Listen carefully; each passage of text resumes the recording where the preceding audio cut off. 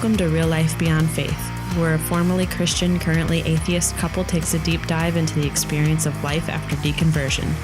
This is episode 12. I'm your host, Jenica Crail. And I'm your host, Patrick Crail. So guess what? What? We got gym membership. Yay! Yay! Guess what? What? I did 2 workout classes today and my whole body is a noodle. Yay! Yay! My body's half a noodle because I only did 1. I was so excited about getting this gym membership and the fact that we can do these fitness classes for free. Speaking of, I was like, I have to take advantage of this ASAP. I signed up yesterday. And this morning I went in and got our little key cards, and then I went and took my class. They have childcare there, so I put Jameson in the class, and Ethan was at school, so that wasn't a problem. And then I did what was called a bar fitness class, and it kicked my butt. And then tonight you and I did one together. Yeah. That also kicked my butt. Speaking of that class we took tonight, it was labeled strength training. Yeah. So we show up there. It starts at 7. We show up there and there's already a class in that room and we have to wait for them to finish up. So we're waiting up in the hall and we were the first ones there. And then a couple older women start showing up and then a few more women start showing up. I am the only guy there. I was like, okay. So for the first little bit, there was an older guy who showed up. He showed up like, I don't know, 15 minutes into the thing. Mm-hmm. But he was in his 50s or 60s. He didn't know what the crap he was doing either. He was flopping all over the place. Did you notice that? No. He was just doing his own thing over there. Really? We were all doing. He was on the other side. We were doing bicep curls, and he was bending down and touching his toes. He was lost. But yeah, I just went with him. Well, I'm here. It's the first day back to the gym, really. Might as well just go with it. So I rocked it. Yeah, you did. I was watching you because you're super hot. You took your hoodie off and all the women in the class were just like, mm-hmm. Oh, and the instructor was like, you need this heavy bar. I can tell you lift often. And the funny thing is Patrick hasn't lifted in a while. I used to. But you've just got leftover muscle. Yeah. But you're looking mighty fine, dear. Hey, you too. Oh, thank you, love. I was peeping you too. Lying to me, but that's all right. I was spying on you. I feel a little bit squishier than I want to be currently. Mm-hmm. I like being squishy, just not too squishy. Yeah. You know what I'm saying? Same. But that's why we have the gym membership now. Yay. Yay. And I'm looking forward to actually feeling good again. That's the big thing for me. I want to feel good. I want to feel energetic. I don't want my body to hurt all the time unless I'm just sore, which I like the feeling of being sore. Mm-hmm. So that's fine. But my hips have been hurting. My back has been hurting. My abs are total crap. So my core is just all wiggly wobbly. As evidenced by my performance That's tonight. The technical term, right? Yes, wiggly wobbly. Yeah. And by performance, I mean my performance in the class. We're not talking about other things. That's a different episode. Right. Patron only. But I can even tell a difference in my mood just tonight. Yeah. Typically I'm tired and kind of worn down by the time we're sitting down to record, and I'm just bleh. Now we're in a weird mood. Yeah. Tonight I'm kind of giddy and feel good about myself and stuff. That's what I'm looking for. The weight loss kind of to me is secondary. I just want to feel good. And it makes me want to eat good too. Yeah. I was just talking to someone about that maybe yesterday. And they were saying, don't focus on losing weight. And I was like, yeah, I'm kind of more focusing on just feeling good. Yeah. Because I love how I feel after I work out. And, if I'm being consistent with it, it feels good. Yeah, exactly. And like what we were talking about the other day is like, I don't have the mindset where if I work out, then I can eat terrible stuff because I've made up for it by working out. For me, I don't want to undo all of the hard work I've put into working out by eating Right. crap. So it kind of encourages me to eat better too. So like today I had a grilled chicken salad for lunch and an omelet for dinner. Actually, only half of an omelet for dinner. And I just kind of like snacked here and there throughout the day, like just good stuff. And so I feel really great tonight. And I'm like, why don't I just always do this? Yeah. The problem is the motivation to actually get there in the first place. Right. Like when you're feeling tired, it's hard to actually get to the gym and feel motivated to go do a workout. Yeah, you get in a cycle. The thing is, once you do a workout, you feel energetic and you feel good. Yeah, and then you want to do it again. So you get like in a cycle of like doing well. But then as soon as you fall out of that cycle, you can fall into the cycle of I'm tired, I feel like crap, so I don't want to work out. And ooh, that candy bar looks really good. And it's just like, it just spirals down until you can like get the motivation to like get back into it. And for us, like it wasn't just motivation, but we were like waiting till we had the money to actually get the gym membership. Yeah, and the gym membership we got, it's our local YMCA. And the main selling point for us was they have childcare there. Yeah. Like most gyms don't have childcare, and that's our biggest issue for getting to a gym because we don't really have a nighttime babysitter. Yeah, we don't have any family that lives near us at all. Yeah. And So going to the gym is like an ordeal. Yeah, like, and even if we had a babysitter at night, I wouldn't want to pay someone every time I want to go to the gym. Like, because that's just one more excuse for me to be like, oh, I'm not going because I don't want to pay a babysitter to watch my kid. Yeah, and not only do they have childcare, but they also have like classes and programs for children. Yeah, so that'd be cool to get them a lot of really get involved. Cool stuff. I mean, I know that they're like technically a Christian association or whatever.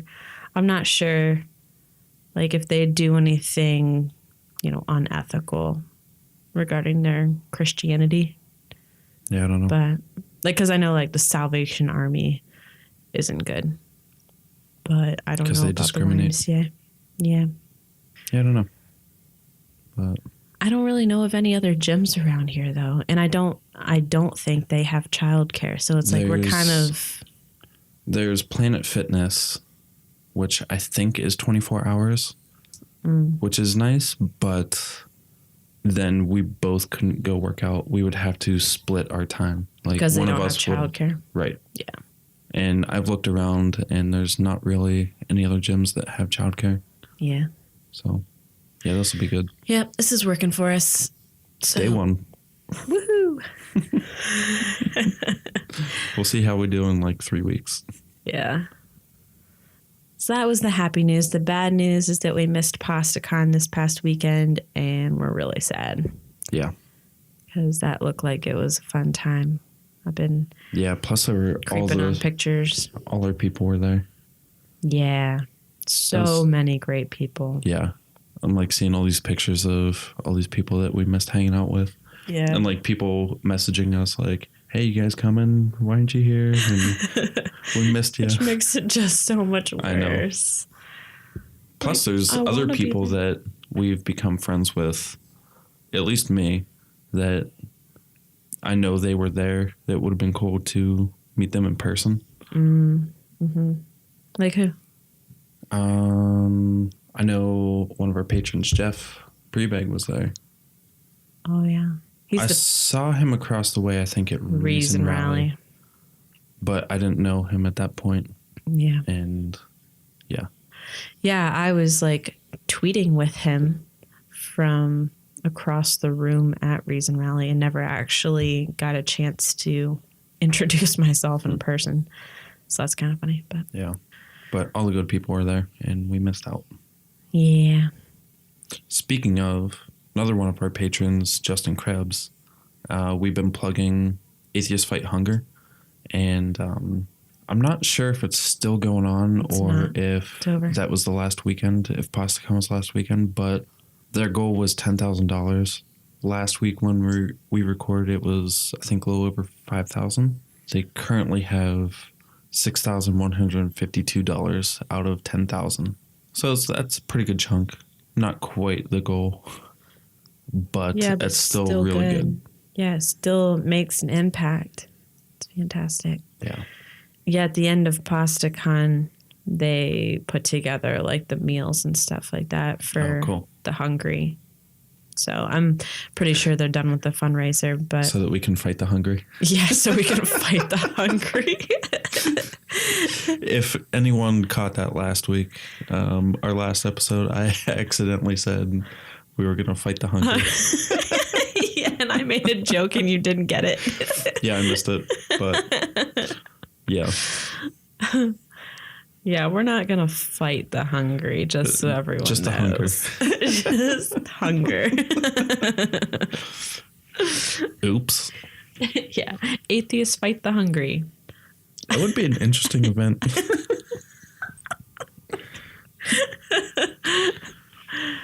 Yeah, I don't think I want to be a part of that one. No. Oh, man. God, we have to like transition to a serious topic now. Yeah. Darn. How about let's hear from a couple podcasts first? Yeah. No, we'll start talking about serious stuff after that. Yeah. How about that? How about that? Hi, this is Trav Mamone, host of the By Any Means podcast. Join me every week as I interview bloggers, podcasters, writers, and activists about the intersections of atheism, humanism, racial justice, feminism, LGBTQ rights, and other social issues. You can subscribe to the podcast through iTunes, Spreaker, and Stitcher, and you can read my blog at freethoughtblogs.com/byanymeans. And remember, that's bi spelled B-I. Come take a listen to the musings of a queer humanist because, hey, aren't we all a little bi-curious?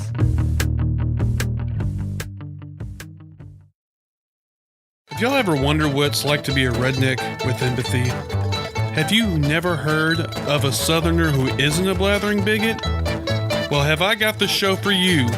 It's the Podunk Polymath Podcast, hosted by myself, Chris, and it's the sentiments of a secular, sarcastic, screwed-up Southern SJW and skeptic. You can find me and the show on iTunes, Stitcher, YouTube, or your favorite podcatcher. Y'all stop on by and take it easy now, okay? And we're back. So this week, Facebook has kind of exploded with this whole Me Too thing. Started by Alyssa Milano, who's an actress. Oh, really? Yeah. I didn't know who started. I was curious about that. Yeah. I just found that out today. Okay. Did she say like what her reason was for starting it? I think she was responding to a tweet, and she started that message that I think has been copy and pasted all over Facebook, saying, you know, if everybody who's been sexually harassed or assaulted posted #MeToo, then we would have a pretty good idea of, you know, just the amount, the volume, how big of a problem this is. Yeah. So, yeah. So, I copied and pasted that as well because I have dealt with a ton of sexual harassment. That's one thing, but also I have been pushed into things that I didn't want and even said no about. I haven't been like fully raped, but you've been coerced pretty into close doing to things it. that you didn't want to. So those are things that have weighed heavy on me over the years. Like I have memories. And this was all before my time. Yes. Yeah. I thought it was actually a great idea. The first time I saw it was my friend Alicia posted it. She's one of the people who we're actually going to be interviewing soon. Yeah.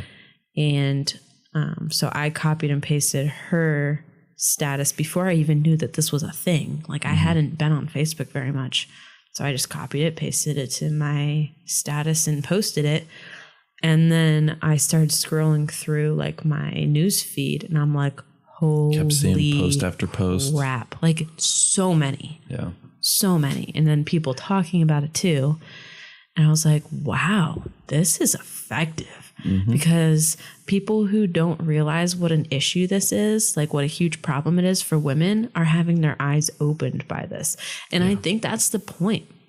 Like I've seen some criticism of it from people saying, this doesn't do anything. This doesn't change anything. People are still going to be harassed. They're still going to be assaulted. Like, why are people wasting their time with this stupid Facebook crap that doesn't make a difference?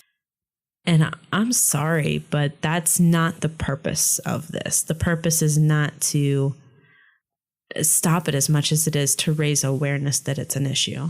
Like people deny that we live in a rape culture, and you can get on Facebook and you can see that we live in one because it is prevalent. It is constant that women are being sexually harassed and assaulted. Yeah.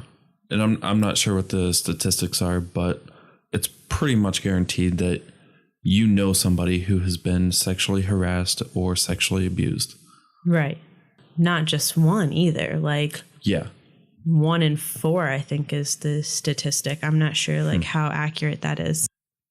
But yeah, it's ridiculous. Yeah. I did see one post where someone got some negative feedback where someone commented and saying, why are we focusing on this? There's bigger things to be focusing on. And this hasn't happened to me, so it's not an issue. And we should be paying attention to more important things. Oh my God. Was this a guy or a girl? I think it was a woman. What the hell?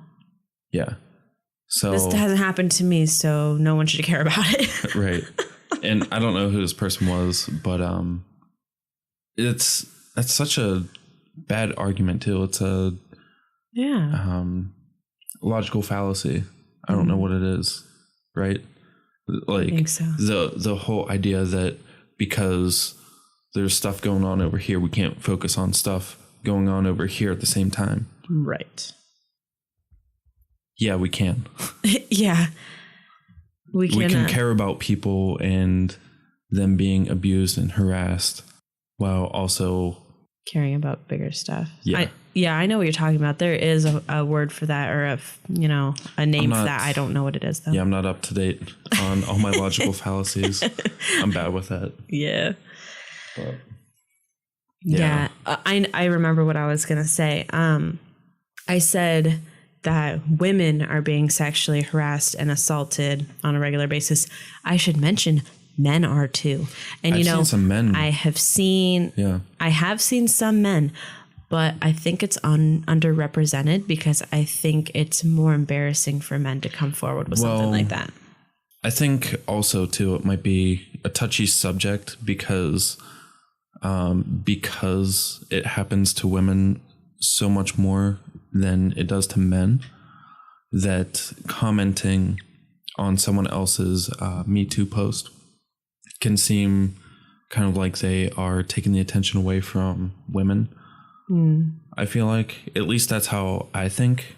Yeah. Like, it's such a bigger issue for women that me saying that, if something happened to me a couple times, like, it seems like such a smaller issue that I would almost feel bad bringing it up.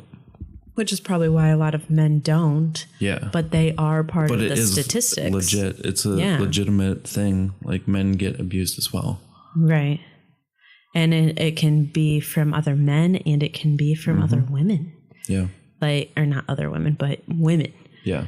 Because it's not just women who are affected by this kind of behavior. Yeah, it's a problem all around, and it's disturbing, and we need to change as a society. Yeah. But you can't change until you can recognize the problem. And I think that's what this is doing. It's pointing out the problem and saying, here it is. There are a ton of people affected by this. And these are just the people who are willing to actually say something. Right. And then there's a ton of people who won't say anything. Yeah. You know, who don't But- feel confident enough to put that as their status. Right. I think there's been enough people to post about it that people are realizing that, whoa, like this is a major issue. It's an epidemic. Yeah. Now, there are some people who are doubting the, the validity of some of the posts, because they're saying, like, I saw one guy say that sexual harassment is such a subjective term that you can consider dick jokes to be sexual harassment. Like, okay, yeah, I don't consider some dick jokes. I mean, it depends on the dick joke, and it depends on, like, if you're focusing it at somebody rather than just making a joke. Like, Right. a couple of my favorite podcasts are made up almost entirely of dick jokes, and it's fantastic, and I love it. Looking at you, Tom and Cecil. Noah, Keith, Eli. But that's so very different from the kinds of jokes that I deal with on a regular basis. Like, I work in a bar. I've talked about this on the podcast before. I get very unwelcome comments from people all the time, and I don't always call them out because I'm in my work environment and I have to try to, like, maintain a professional performance or whatever. Right. And also, since you work at a restaurant, occasionally me and the boys will go in, eat there, and have you be our server. Well, it's at the bar. Mm-hmm. So you're the bartender. We just get a meal there. While you're working at the bar, it's a wraparound, so people are facing me. I can see other people sitting around the bar, like, watching you, like, when you turn around. And they don't know that, you know, You're my husband. Yeah. So they don't think anything's wrong with it. But yeah, Well, they don't think they're being caught is right. more like it. And that's fine. Like, I don't care if people look, but it's when they look and then they make very inappropriate comments to me, or, well, especially if it's constant. Like, there are a couple of guys who come in who are regulars who are just constantly saying stuff to me. And I brush it off because I know that if I bring it up to the manager, he's not going to do anything about it. They're regulars. They're bringing in money to the restaurant. Right. He's not going to tell them to leave just because one bartender is made uncomfortable by their comments, you know? Like, That's it's kind been of a shown. shitty situation. No, I know it's shitty. But over and over and over again, women have been shown that, you know, they're most likely not going to be helped out by their managers in those situations. If it's Right. coworkers, if it's customers, doesn't matter. Like, they're going to the basically business. tell you, grow a thick skin, get over it. Yeah. So I have a thick skin, but I shouldn't have to. And that's the point. And to go back to your original point, just because, you know, some of those comments are made doesn't make it not legit. Like, people are saying that, oh, you know, people get offended easily, but if it's unwanted, Yeah. then it's unwanted and you shouldn't be doing it. Yeah. And why would you even be walking that line? Why would you even be saying things that could be taken offensively? Why don't you just be, you know, sensitive to people, Right. and realize that, you know, women deal with this crap all the time, and maybe they're just sick of it. Like, maybe any little thing will just be triggering. You don't know what that person has gone through. You don't know if they've been raped. You don't know, like, what their history or anything. Don't Right. be an asshole. No, I mean, I'm sure there's situations where, you know, a group of friends are hanging out and someone says something, like, in a joking manner, and they don't realize that Yeah. they're causing offense. They're just, you know, making jokes and stuff. But if we could be more aware of the situation and that this is an epidemic, Yeah. then, I don't know, maybe it wouldn't be such an epidemic if people were more aware of it. Hence the hashtag #MeToo. So hopefully it's helping out. And causing people to step back and realize, like, wow, this is a big issue. Yeah. And that guy's criticism is clearly coming from a place of privilege. He hasn't had to deal with this, so he doesn't understand. He's just thinking, oh, women can't take a joke. And so there's all these women posting Me Too who just can't take a joke. And that's just simply not the case. If you were to sit down and interview every single woman who posted the Me Too or commented Me Too on one of their friends' posts, I can almost guarantee you the overwhelming majority of them have very good reasons for why they did.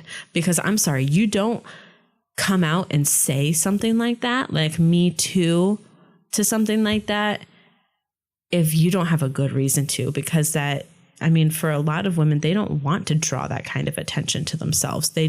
It's hard to do that.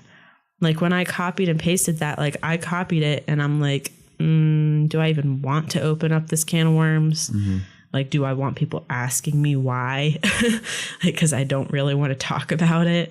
Have you had anyone like either respond negatively or ask questions that you didn't really want to go down that rabbit hole with? No, thankfully not. People have just been very kind, like saying either Me Too in the comments, right, or like hugs, kisses. Mm-hmm. Yeah. So supportive. Comments. Yeah. Thankfully, my friends are pretty wonderful for the most part.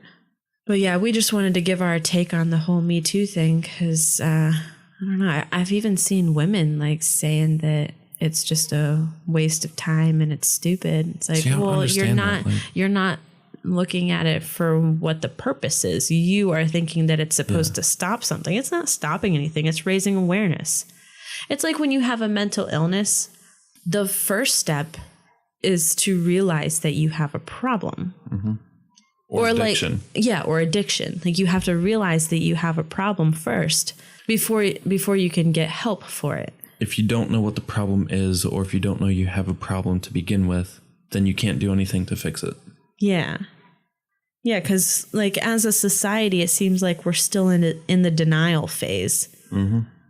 Well, this is one step in the right direction where we can stop denying it and realize this is a legit issue and we need to put more focus on it. Yeah. I just don't understand that attitude of putting people down about it. Like, why wouldn't we want to fix this issue? Yeah, I don't get it either. Like, it's raising awareness to a big issue. Mm-hmm. It's like people who get people down about the whole breast cancer awareness thing. Oh, we're aware of breast cancer. Well, yeah, because of breast cancer awareness campaigns. All right, enough about that. Yeah. Yeah, so I was talking to one of our mutual friends earlier today, and he shared with me a couple of articles that I found kind of interesting. We were talking about the Bill Nye and Ken Ham debate about creationism versus evolution. And these articles were, they're pretty old, so this might be old news to people, but and to it's me, BuzzFeed. It was interesting, and I thought we could like read through it and talk about it. So one of the articles is creationists asking questions to people who believe in evolution. And then the other article is people who believe in evolution asking questions to creationists. So they took pictures of people holding up pieces of paper that have their question on it. And we wanted to go through both because like originally I was thinking it would be funny to go through the creationist questions and answer their questions because some of them are just so ridiculous. But then as I was reading through the atheist questions, I was actually thinking, I don't think that is a very good question, actually. I mean, some of them are good, and some of them it's just like, that's not convincing at all, or it's just simply sarcastic. Yeah. So, or it wasn't even a question. I think there was one in there that wasn't even a question. Yeah, there were some comments. But we're going to start, I think, with the creation. Well, should we start with the atheist questions, you think, and then end with the creation ones because they're funny? I was thinking go back and forth. Oh, like that's right. That's right. Yeah. Yeah, let's do that. We should flip a coin. No, we got the Christian questions up first. Yeah. I might as well start there. Okay. Sounds good. All right. So this dude, he says, Bill Nye, are you influencing the minds of children in a positive way? I say yes. Yeah. Like, that's kind of a funny question. It's like, do you think that Bill Nye would do what he's doing if he thought it was affecting children in a negative way? Of course not. And I know that this guy's thinking is, no, he's not affecting children in a positive way because he's teaching them the evil of science or the evil of, Evolution. Yeah. But in their mind, it's an alternative to their Christian beliefs in, God creating the world. To a lot of these people, they think that the whole evolution thing is a big lie made up by atheists to persuade people out of Christianity. Like they think that it's like a tool of Satan to lure people away. Right. But in reality, it's evidence that we have found. Yeah. Science, Yeah. But they won't do even the most minimal research to just find out the very basics. And we'll find out even more about how scientifically illiterate these people are in the further down in the questions. But yeah, it's just like mind-boggling. Anyway, let's go on to the first atheist question. All right, this one's kind of funny. This one says, if my great-great-grandpa rode bareback on a T-Rex, why can't I? And just for context, this debate was at the Creation Museum. And if you guys don't know, the Creation Museum, they have dinosaurs everywhere. And their theory is that we actually lived with dinosaurs and used them as like, well, I don't know. No. Yeah. Yeah, there were dinosaurs saddles with saddles on them. Yeah. Yeah. The Creation Museum is just wow. It's just wow. Like, I don't know how to explain it. We went on Christmas Eve, last year, a couple years ago? I can't remember. Anyway, I don't remember. On Christmas Eve, they let people in for free. And we're like, ooh, let's go check out the Creation Museum because I don't want to pay for it, but I want to see it. So we went and we walked through it and it was just, yeah, mind-boggling. But the thing is, like, half of it is pretty good. Like, when you go to different displays, it says, scientists say this. This is what they say about, like, this issue. Uh-huh. And it's accurate. It's pretty good. Yeah. And then they have say, another this placard that is says God's truth. Yeah. So it's like, well, I mean, if you want to learn the sciences stuff, then what they say, this scientists say is actually like pretty dead on. But yeah. If you want to see like kind of a tour, then look up the Thinking Atheist visits Creation Museum, because Seth Andrews went there and a whole group of atheists went through the Creation Museum, and it kind of shows you some of it. Was it the Creation Museum or the Ark Encounter? It was the Creation Museum. This was several years back. Okay, because they just recently did the Ark Encounter. Yeah, Seth Andrews and Matt Dillon. Yeah. I still have to finish watching that. Oh, really? Yeah. Yeah, it's pretty good. He's like, I went to the Ark Encounter, so you don't have to. Like, too late. I already went on opening day. Yeah. I was one of the 20 atheists who went in for free on opening day. Courtesy of Eric Hovind. Yeah, it was an interesting experience, to say the least. Actually, the guy who paid for my ticket was one of Eric Hovind's friends who was there, and I spent a good bit of the Ark Encounter protest debating with him, basically. Actually, I can't even call it a debate. It was like just discussion. It was a very civil conversation. It was just, me kind of picking his brain and him picking mine, and him like genuinely curious about why I would show up to a protest and like protest something that they think is like a great ministry tool. Yeah. Which I think is an awesome way to go about things. Like, actually have discussion instead of yelling at each other. Right. Yeah. I mean, there's a place for Right. the yelling, the debating, the whatever. I mean, I don't know if there's a place for yelling, but like the whole like a debate, get in each other's face. Like some of that is effective for some people. For me, for my style, I like to have like a conversation and have like kind of a heart to heart. I don't know if it's just the way I'm wired or what, but like I make friends with the person basically, and it breaks down barriers, and I feel like people open up a little bit more to me. The same thing happened at MythCon. I spent a good deal of the VIP party talking to a Trump supporter and a Sargon supporter, and by the end of it, like we were kind of like buddies, like we were just talking like friends, but I was like, you know, mocking them and stuff. But it felt like chummy mocking. You know what I mean? Yeah. Like, oh, well, that's stupid. Like I could actually say that and not have them like freak out in my face because we've been like talking friendly this whole time. So yeah, I think that's kind of an effective way to do it.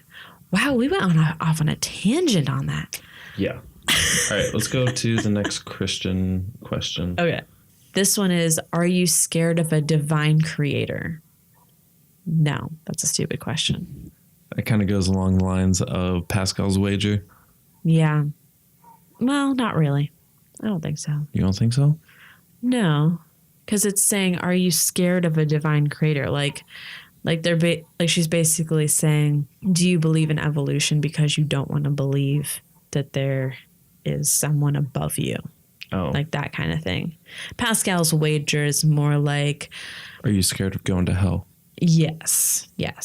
That's how I read this question. Like, are you scared?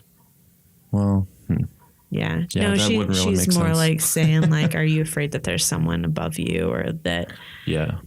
like, are you just believing this crap because you don't want to believe that there is a creator who has, you know, power over you or something? Yeah. I misread it. Yeah. That makes more sense. Yeah. It's still a stupid question, but move on. All right, here's a good question. How do you explain the fossil record and the established science of geology as a young Earth creationist? Yeah, because there's a lot of study and science that went into geology and fossils.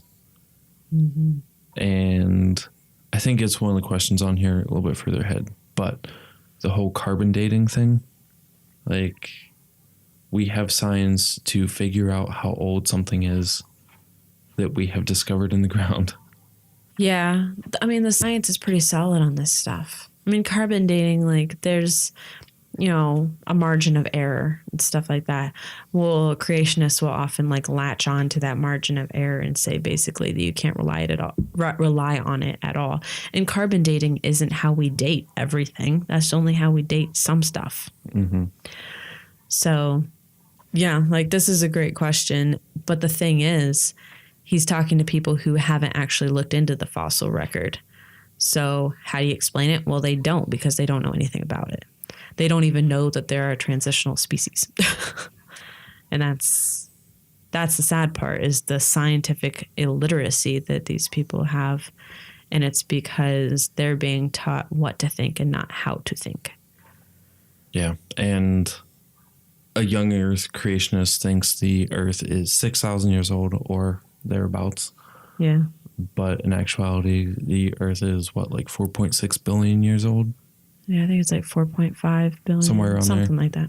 Billions of years. A lot different than 6,000. But Yeah. I actually, a little while back, learned that we, as humans, actually live closer in time to the T-Rex, I think, than the T-Rex lived to the, I think it was the Stegosaurus. I might be wrong on the species there, but the fact is we lived closer to one species of dinosaur than they did to another. Yeah. And I mean, dinosaur bones are old. Yeah. More than 6,000 years. And there are a ton of them. So many. Yeah. So if we are so many years away from a dinosaur. And a dinosaur is even further away from a different dinosaur. Mm. That's more than 6,000 years. Right. And when we're talking about like the scientific illiteracy of these creationists who are holding up these questions, I mean, I could pretty much be talking about myself just, I don't know, 5 years ago. That's where I was because, I mean, maybe not to the same extent of some of these things, but I mean, I was pretty scientifically illiterate. I don't know about you, but I didn't know what caused the Big Bang. I just, assumed that it was just bullshit because God created the world. We don't need a Big Bang. We don't need chance. God did it. Duh. So it's like, why even look into that stuff? Because I was afraid that I would just be like lured into the lies of Satan. And that's probably why a lot of these people don't look into this stuff. Because it's like, well, I already have the answers. I have the book. I have the Bible that tells me the answers. I don't need to look into astrophysics. I don't need to look into cosmology. What's the point? So like we're talking about these people and we're, acting like they're stupid. Really, they're just victims. They're victims of bad ideas. They're victims of this mindset and this culture that tells them that faith is a virtue. And it's really sad, and I want, as an activist, to increase science literacy for people because it doesn't just affect like themselves. Your own life and your knowledge. It affects the world because guess what? Donald Trump is the freaking president of the United States and he denies climate change. That is catastrophic. Yeah, it's dangerous. Because it sets us back at least 4 years, and we don't have that kind of time to spare. True that. Also, my foot is asleep, and this is very uncomfortable. Moving on. All right, so this is from a creationist. He says, is it completely illogical that the earth was created mature, i.e., trees created with rings, Adam created as on what? As an adult. Oh, as an adult. Short answer? His writing progressively got smaller. Short answer, yes. Yeah, short answer is yes. It's completely illogical that the earth was created mature. Why would why would God put rings in trees? Just to throw people off?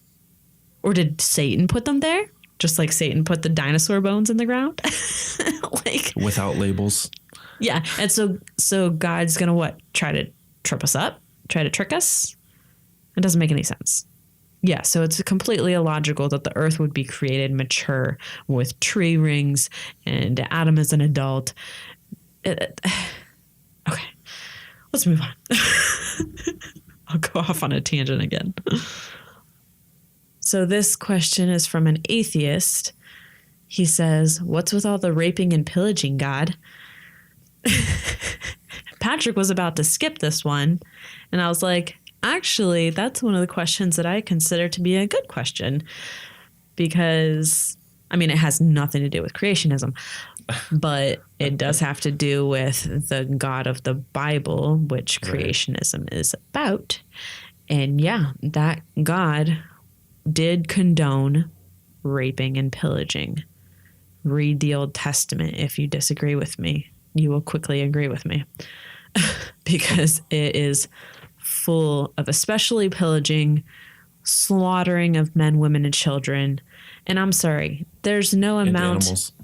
Yeah. And there's no amount of bad that you can do that makes you deserving of being slaughtered.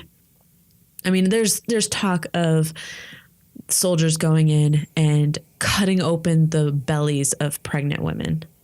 If you think that that's acceptable in any circumstance, you are morally corrupt. Grr. And that's how I feel about that. Mm-hmm.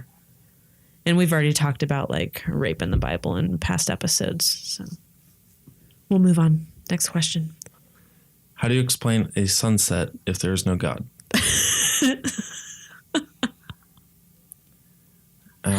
With science, It's pretty simple. Rotation of the Earth. and the atmosphere and the different distances you are away from it. Like a sunset, because it's further away on the horizon than it is when it's up in the air or up in the middle of the sky. Technical terms here. What are you talking about? The colors, when you get different colors in the sky, a sunset, it's because it's further away and the light hits the atmosphere and it reflects and refracts. Okay. And it So causes the colors. The beauty of the sunset, Right. she takes as being the glory of God. And we're like, that's science, bitch. Yeah. Well, it's like, people talk about how beautiful nature is and how appealing to the human eye it is and how that's like evidence of God. Like, no, actually, it's evidence of evolution because, We adapt to the situations. yeah, like we have adapted and like our eyes have learned, or our brains, I guess, have learned to see green as being a very positive thing. And so when we see green, it gives us feelings of happiness. That's evidence of our evolution. Next. All right. The next question is, if there's no such thing as evolution, how come snakes have no legs, but evidence of once having legs? And I'm going to throw in there also whales. They still have rear leg bones, at least some species. But yeah. I mean, this is a good question, but coming from like being a creationist myself when I was younger, the Bible actually talks about how God cursed the snake to slither on its belly.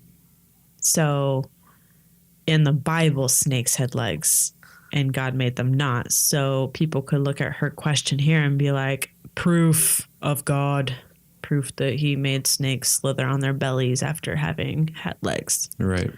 But whales, does it talk about whales having legs? God, why you be cursing whales? So this is from the Christian questions to people who believe in evolution. This guy says, where do you derive objective meaning in life? This seems to be a big question among just Christians in general, not just creationists. The simple answer is there is no objective meaning in life. And it's only a product of our narcissism as a species thinking that we need objective meaning in life that this question even comes from. Meaning is subjective. We make our own meaning in our lives, and that's totally fine. This idea that there needs to be some objective meaning, it's not necessary.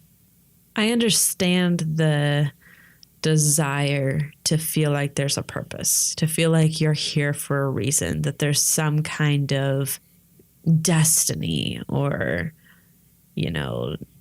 divine meaning and something out there where you are here to do this, this, and this, and you can accomplish this in your life and you can, work towards this goal of fulfilling your purpose. Like, I get it, but it's just not truth. And you know what actually matters is truth. It doesn't matter what you want to be true. It matters what is actually true.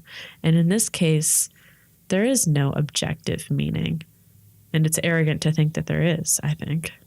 We're on this tiny little planet in the boondocks of our galaxy, out in the middle of this ginormous universe. And we think that we have some sort of a meaning. You know what I mean? Yeah. But the Christian would argue that they do have truth. But they don't find it by scientific means, testable, observable means. It's based on faith. Right. Yeah. So they're just assuming that they have objective meaning when there's really no good reason to believe that. It's just a feeling that they have. Like there should be some kind of objective meaning. Mm-hmm. There doesn't need to be. We all make our own purpose. We all make our own meaning, and we do our very best to, make this a better world. Or if we're not doing that, we at least make it livable for ourselves while we're here. Yeah. Which I would argue that's what most people are doing. They're just trying to survive, or they're just trying to make a livable experience on this planet. Some of us are trying to make it better. Some of us, yeah. Some of us are not. They're trying to hinder that. Yeah, true. This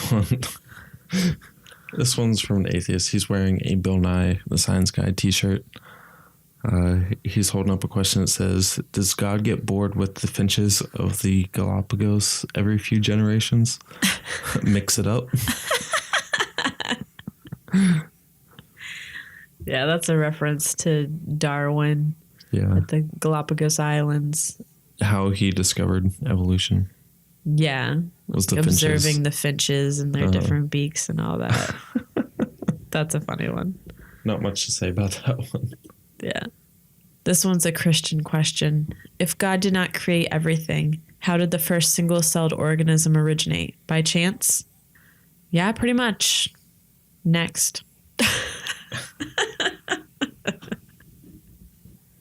This one is from an atheist. She says, show me the facts. How can you possibly find evidence that an omniscient being created everything? This one is a good question. However, she's overestimating these people. They're not looking for evidence of they're not looking for evidence of their omniscient creator. They are believing it on faith, and they're believing their book with blind faith. So the evidence really, in the end, doesn't matter. You can throw scientific facts at them all day, and it doesn't stick until they're ready for them to stick. Does that make sense?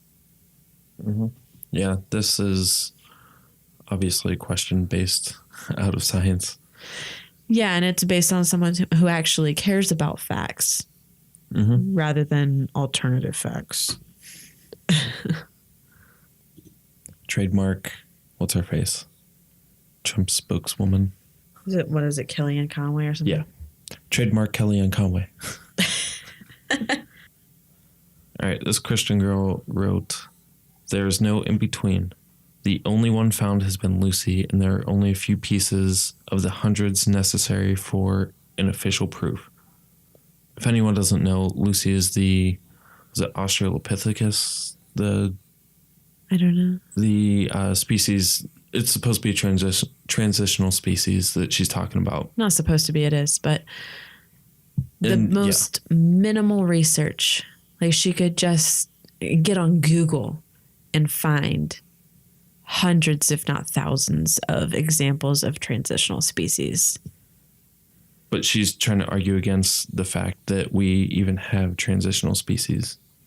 Yeah. So if you do a Google search for transitional species, there's a Wikipedia page that has a list of transitional fossils. Bam. Moving on. One girl says, science rules. Here's a good question. If you accept religion as truth, why is your religion more true than all the others? Yeah, that's actually a very good question. Over 4,000 religions. Oh, way more than 4,000. Well, was it 4,000 denominations? I don't know. But there's there's a lot. I think it was over 20,000 gods or something. It's just ridiculous. It's astronomical. It's to the point where it doesn't even matter what the number is. Those are gods, though. Those are gods, but each god comes with its own kind of polytheism. Yeah, but each god has its own rituals and sacrifices and things like that. So I mean, it could they could each be technically their own sect or their own religious doctrines, you know? Anyway, it doesn't matter. There's thousands. Yeah. And you're supposed to believe that out of the thousands and thousands of gods that people have believed in over the years, and the, you know, how many hundreds or thousands people believe in right now, yours is the right one because you just happen to be born into a family that believes in the right God. Like, that's one of the things that I think causes a lot of doubt for many people. Yeah. I mean, if you look at it objectively, take the Quran and the Bible. What makes the Bible more true than the Quran? Like, we say that Muslims have their own religion. What makes it that Christianity is the right one? No. Nothing. It's the same. Same amount of proof. None. Shit. All right, from the Christian side, this guy says, if evolution is a theory, like creationism or the Bible, why then is evolution taught as fact? Basic misunderstanding. That's it. It's just a basic misunderstanding of what evolution is or what theory means. It's scientific theory. Yeah. He's misunderstanding that aspect of it. Mm-hmm. And he's misunderstanding that evolution has actual facts to back it up, whereas creationism or the Bible don't. They lack evidence, whereas evolution has a plethora of evidence. Mm-hmm. All right, here's another one from the atheist side. How do you explain fossils that are millions of years old? Like I said before, like if we have fossils that are millions of years old, how is the Earth only 6,000 years old? Yeah, but the Christian Doesn't make would sense. argue that we can't actually prove that they're millions Right. of years old because Carbon dating. we weren't there.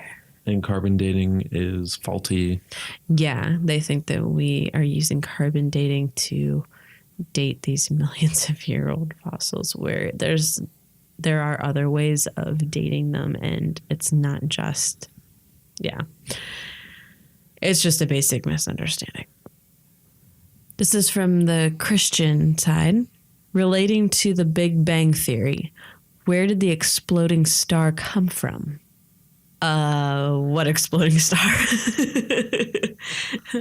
I mean, clearly this guy knows so much about the Big Bang. And like, this is what I'm talking about. Like, just the most minimal research. All he would have to do is look up what the Big Bang is. Like, what the actual theory is. Right. Instead of He taking hasn't it on even word. done that. He's taken this straw man that he's been preached to about is the Big Bang. He assumes that it was a star that exploded, and he wants to know where that star came from. Like, it wasn't a star, honey. Yeah. All right. Last one from the atheist side. Do you really believe in a talking snake? This one was actually asked by our friend, the one who mentioned these articles to us. I mean, there's not really much to say about this. Yeah. And the thing is yes, they do. Because in Christians' Snakes mind, talk? no. In the Christian mind, and what my mindset was back then is, well, yeah, God can do anything. So of course he can make a snake talk. Like, okay, sure, like a snake doesn't have vocal cords, but God is above all that. He can make a snake talk even if it's just like telepathically, you know? Mm-hmm. To me, like the whole like a snake talking and a donkey talking were never good arguments against faith, because to me I was like, well, you just don't understand the power of God. He can do anything. Yeah. So it's a really like, it's one of those things that Christians can very easily dismiss. But I mean, it is kind of funny. Like it makes the religion seem like all of the other myths throughout history where animals talk, where gods come down and have sex with human women and create demigods. Like, it's the same kind of crap. It just doesn't make sense. It's weird. It's mythical. The Bible is the exact same as all that. And yet we're raised in a culture that believes that there's actually like something legit from the Bible. No, it's just ancient. It's just another ancient text where people were trying to figure shit out and they were wrong. And now we know what is true because we have science and we have a way to actually look at the world, observe it, and find out how it actually came to be. It's a good segue into the next question. This Christian woman asks, because science by definition is a theory, not testable, observable, nor repeatable, why do you object to creationism or intelligent design being taught in school? Honey, you just defined science. She says, because science by definition is a theory, not testable, observable, nor repeatable. Do you understand that that's exactly what science is? It's the opposite of what she's saying. And theories are testable, observable, and hopefully repeatable depending on the strength of the theory. But, well, no, I'm talking about hypothesis, actually. She's using theory as a substitute for hypothesis. She has a misunderstanding of Scientific theory is different than the theory that like the way everyone thinks. The way that most people use the word theory isn't actually what theory means. What they mean to say is hypothesis. Right. But she's calling science out as a theory itself. But science itself is what she said it's not. Yeah. Science is testable, observable, and repeatable. That's what science is. Yeah. And if she's using theory in place of hypothesis, the whole point of a hypothesis is to be tested and observable. Right. Like, the sheer ignorance, I guess, of this question is what baffles me the most. And this isn't coming from a young woman. This is a woman who looks to be probably close to 50. And this is her question. I just thought of something too. Is she equating religion to being a theory?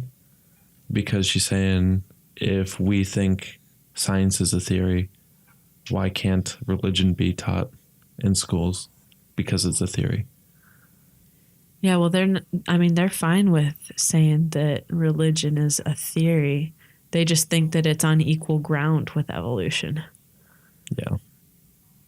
Yeah, this one baffled me the most of all of them. And at first, like, I just laughed. I'm like, are you kidding me? You just defined science while trying to disprove science. But then, like, the more it sank in, I was just like, this is a perfect example of the science illiteracy in our country.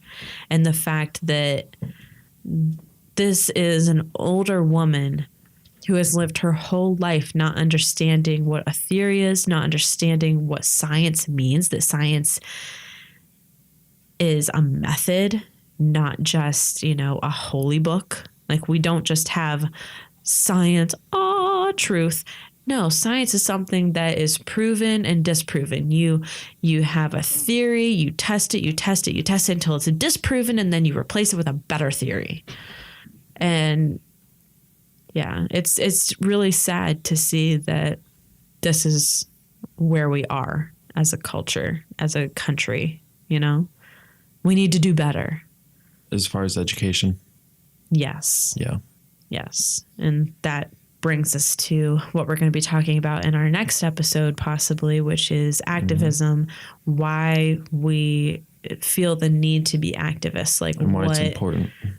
What gets us riled up? Like, why not just, become atheists and then just live your lives and leave everyone alone? Yeah, just go along in silence and don't bug people about stuff. Well, we're going to explain why we bug people about stuff. Yeah. So that's enough questions for tonight. There's more, but yeah, it's entertaining to read them. Maybe we'll link the articles in our show notes. Yeah, we will. BuzzFeed articles. Yeah. But now I think it's time to thank our patrons. Yes, our patrons. Yes. So first, a shout out to Rich, who wants to plug Recovering from Religion. We talk about this every episode. If you don't know about Recovering from Religion by now, you just haven't been paying attention. Or this is your first episode listening to us. So go back. Back it up. But Recovering from Religion is a fantastic organization, and their website is recoveringfromreligion.org. They have a chat line and a helpline where you can call in or chat with a human and talk about your doubts, your struggles, whatever's going on in your life relating to belief, non-belief, etc. All right, so we also have Justin, who was plugging Atheist Fight Hunger, not the hungry. But they just ended their Fundraiser. Yes, their fundraiser this past weekend at PastaCon. So Justin, hit us up with a new plug, or we will contact you. But thanks for checking out Atheist Fight Hunger. Yeah, and thank you, Justin, for your support. Yep. And then finally, Thomas Smith, host of Serious Inquiries Only and Opening Arguments. Both are fantastic podcasts, and you should check them out. Opening Arguments is law-based. Andrew Torres is his co-host, who is a Harvard-educated lawyer, and he's fantastic, and he has all kinds of great insights about, cases that are current, past, etc. Serious Inquiries Only is a critical thinking look into science, politics, religion, etc. He covers a whole broad spectrum of topics, and it's always fascinating and always a good listen. All right, before we close out, we're going to try something new. At the end of the episode, after the music, we are going to have a couple of our silly outtakes. So keep listening and check them out. And we're hoping to maybe do this on a regular basis. And that'll do it for our episode. Thank you guys so much. All of our other patrons, the patrons who are top patrons who just don't have a plug, we appreciate you so much. All of you. All of you, yes. And it really makes this whole project so much easier for us financially. So we can't thank you guys enough. Next week, we'll probably be talking about activism. If we don't have an interview, we're trying to figure that out. But whatever the case, we'll catch you next time. But in the meantime, keep it real.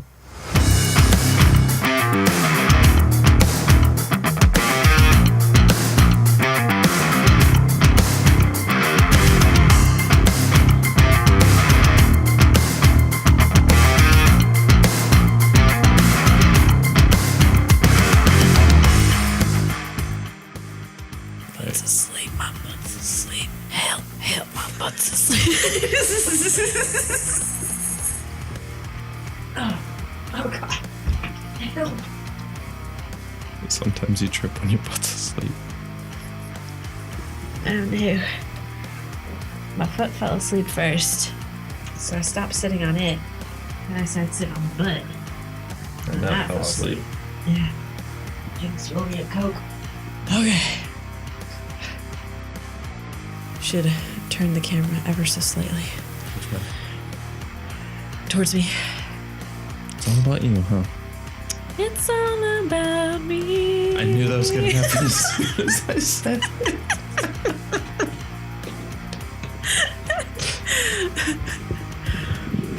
Alright, I'm going to sit on my foot so I can go to sleep. And then you can interject Yeah. in the middle of our thing. Okay. All right. Alright, Ready. this one.